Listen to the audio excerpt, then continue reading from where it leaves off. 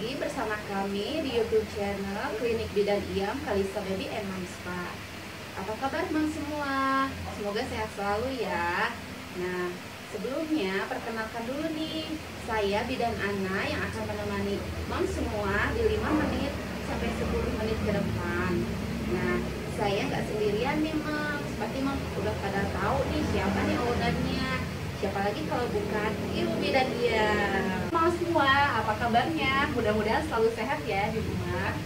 Nah, banyak banget nih Bu yang tanya seputar kehamilan dan persalinan, terutama pada ibu hamil yang muda-muda nih, yang baru pertama kali hamil, nggak tahu tanda bahaya persalinan dan kehamilan itu apa aja sih. Oh, jadi sekarang kita mau membahas tentang tanda bahaya kehamilan dan tanda bahaya persalinan ya. Betul, ya, Bidan Anak? Betul ya. Nah, Bidan Anak mungkin di rumah kita harus kasih penjelasan dulu deh tentang pengertian kehamilan dan ada berapa trimester sih kehamilan itu? Kehamilan adalah terjadinya sel telur yang dibuahi oleh sperma dan tertempel di dinding rahim lalu berkembang menjadi janin. Lalu trimester terbagi 3, yaitu trimester 1 yaitu 0 sampai 14 minggu, trimester 2 14 minggu sampai 28 minggu, trimester 3 28 minggu sampai 40 minggu. Ya, jadi kita bikin pembahasan ini biar ibu-ibu hamil semua di rumah itu aware terhadap tanda bahaya yang bisa saja terjadi di kehamilan maupun persalinan. Betul tidak? Karena tanda bahaya itu atau kegawat-gawatan itu tidak diketahui kapan bisa terjadi. Karena kemarin juga kita baru aja ya mendapatkan pasien yang dari awal itu pemeriksaannya bagus, sehat semuanya, tiba-tiba saat persalinan muncul gawat daruratan yaitu kejang atau preeklamsi. Jadi sekarang kita mau buat supaya Mas atau ibu hamil semua di rumah bisa berwaspada, betul tidak? Aware ya terhadap tanda bahaya kehamilan di trimester 1 itu apa aja sih? Oke, yang pertama ada mual dan muntah terus-menerus. Itu sampai nggak bisa masuk apapun di Bidan Anak. Jadi nggak bisa masuk makan, nggak bisa masuk minum. Jadi kalau minum dia keluar lagi, minum keluar lagi. Karena itu takut menyebabkan dehidrasi.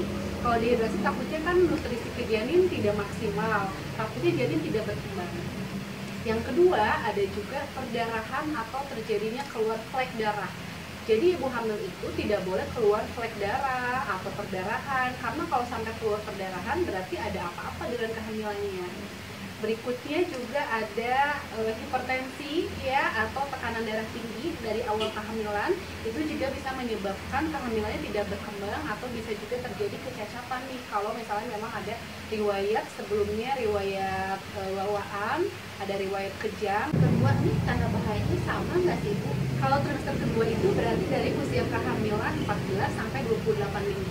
Ya, itu sama ya, tetap ada perdarahan. Perdarahan itu bisa terjadi dari letak plasenta atau dari lemak kandungan atau bisa dari plasenta solusi plasenta atau plasentanya lepas. Jadi itu bisa dikarenakan ibunya jatuh atau terbentur atau juga bisa karena trauma pada bagian perutnya. Selanjutnya udah perdarahan itu ada yang namanya preeklamsi. Preeklamsi itu bisa dimulai dari usia kehamilan 20 minggu nih. 20 minggu kalau udah ada kayak tekanan darah tinggi, kaki dan tangan bengkak. Biasanya kan kaki bengkak itu baru terjadi di 9 bulan ya. Tapi kalau 20 minggu udah ada kaki bengkak itu udah harus waspada. Takutnya terjadi preeklamsi. Selanjutnya udah preeklamsi itu ada yang namanya persalinan prematur. Jadi kalau udah ada bulus-bulus itu belum boleh. Takutnya lahir belum waktunya. Karena bayinya kan masih kecil banget ya, kalau di bawah 28 minggu berarti masih sekitaran 1 kiloan, masih sekitaran 1 botol mungkin. Jadinya matang juga ya, belum matang dan belum kuat banget. Kemarin kita ada pasien yang dia kontrol, dia nggak tahu, katanya ceritanya tuh dia mulesnya kayak pengen BAB, ternyata saat ke kamar mandi yang keluar janin. Ada, dia datang, pasiennya tuh datang ke saya dengan plasentanya masih nempel. Jadi bayinya katanya langsung nggak ada, tapi plasentanya masih nempel. Nah itu harus aware. Jadi kalau kita mulusnya udah beda nih, udah bukan mau buang air, itu sebaiknya langsung periksakan aja ke bidan terdekat atau ke rumah sakit terdekat. Nah kalau trimester ketiga ini Bu gimana? Kan makin gede ya, janinnya juga. Nah, tanda bahayanya itu makin banyak nggak sih? Betul. Jadi kalau trimester 3 kehamilan itu tanda bahayanya biasanya ada tambahannya. Tadi kan flek darah itu sampai melahirkan tetap ada ya, tetap sebagai tanda bahaya. Selanjutnya preeklamsi atau hipertensi, kadang-kadang ada pasien yang dia baru hipertensi saat menjelang persalinan, benar nggak? Ya itu juga merupakan suatu tanda bahaya. Selanjutnya kalau ada pandangan kabur atau pusing gitu ya, pusing kayak gelap, kayak kunang-kunang, itu juga tanda bahaya. Selanjutnya kalau janin tidak bergerak aktif. Jadi janin itu bagusnya minimal 1 jam 1 kali bergerak, atau 10 jam dalam 1 hari 10 kali bergerak. Maaf, 12 jam maksudnya. Jadi dari jam 7 sampai jam 7 lagi itu minimal 10 kali bergerak. Nah, kalau misalnya ibu-ibu di rumah merasakan, aduh kurang nih gerakan janin saya, misalnya 4 jam sekali baru bergerak atau setengah hari baru bergerak, sebaiknya sih langsung diperiksakan. Karena takutnya terjadi kekurangan oksigen ya, atau takutnya ada apa-apa dengan kehamilannya. Selanjutnya, tanda bahaya selanjutnya adalah keluar nih cairan ketuban. Jadi ada kemarin pasien yang usia 32 minggu itu udah keluar cairan ketuban rembes. Ya, dia mengaku basah terus celananya. Nah, lama-lama ketubannya bisa kering. Itu juga merupakan suatu tanda bahaya. Takutnya habis ya air ketubannya. Selanjutnya ada juga apalagi ya? Ada tambahan nggak bidan anak? Apalagi Bu ya? Perdarahan berat ya, betul ya. Perdarahan berat itu kalau perdarahan tiba-tiba banyak, yaitu harus waspada juga, karena tadi takutnya dari letak plasenta atau dari solusio plasenta atau dari ruptur uteri. Ruptur uteri itu adalah adanya kerobekan di rahimnya. Itu biasanya ibu-ibu yang menjelang persalinan, kalau ibu-ibu yang di suatu daerah gitu ya, itu masih percaya dengan meminum rumput Fatimah, tahu nggak? Ya, rumput Fatimah itu dia bisa membuat ruptur uteri, jadi kontraksinya terus-terusan, tapi biasanya pembukaannya nggak maju. Nah, itu tidak disarankan untuk meminum rumput Fatimah, karena takutnya terjadinya ruptur atau robekan rahim dan terjadinya perdarahan. Nah, penting juga nih Mam, untuk trimester 1, 2, dan 3 disarankan untuk USG ya Bu ya? Betul ya.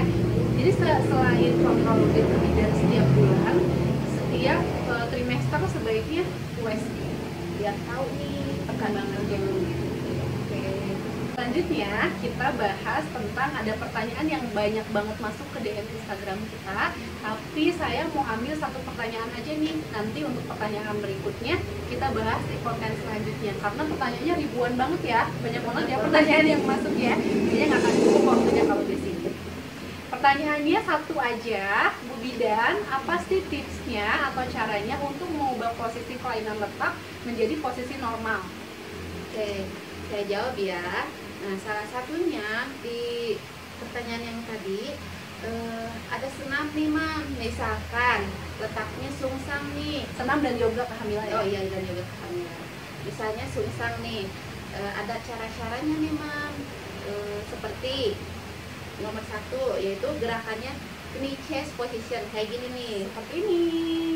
kayak gini. Nah, oke, yang kedua yaitu namanya downward dog position. Seperti gimana? Kayak gini. Seperti ini juga deh. Yang ketiga break sleep position. Kayak gimana? Kayak gini juga. Oke ya. Nah, gerakan-gerakan tadi bisa juga dilakukan di klinik bidan tiap kali sampai di Emal Spa. Jadi kalau misalkan Mas mau ikutan senam maupun yang letaknya normal ataupun sungsang, boleh datang ke sini. Oke, betul banget ya. Jadi kita masih bisa ikhtiar untuk mengubah atau kelainan letak itu bisa dirubah sampai pada saatnya waktu bersalin. Karena kemarin alhamdulillah kita ada beberapa yang berhasil ya. Ada beberapa pasien, bahkan banyak yang sudah menjalankan gerakan-gerakan tersebut dan alhamdulillah dia berhasil. Pada waktunya itu si bayinya mau tersendiri gitu ya. Oke, kayaknya bahasnya udah cukup banyak nih Bu ya. Betul. Kita cukupkan sekian aja ya. Semoga pembahasan kali ini bermanfaat untuk para moms ya. Mohon maaf nih kalau misalkan kita cara penyampaiannya ada banyak kekurangan ya. Kita sama-sama belajar ya Bidanana ya. Ya. Mudah-mudahan informasi yang sudah diberikan bisa membuat ibu-ibu di rumah atau moms yang lagi sedang hamil ini bisa lebih aware dan waspada terhadap tanda bahaya kehamilan dan tanda bahaya persalinan. Mudah-mudahan juga ibu-ibu semua diberikan kesehatan, kelancaran sampai nanti waktunya persalinan. Semoga kita bertemu lagi di lain video yang menarik pembahasannya ya manusia. See you on next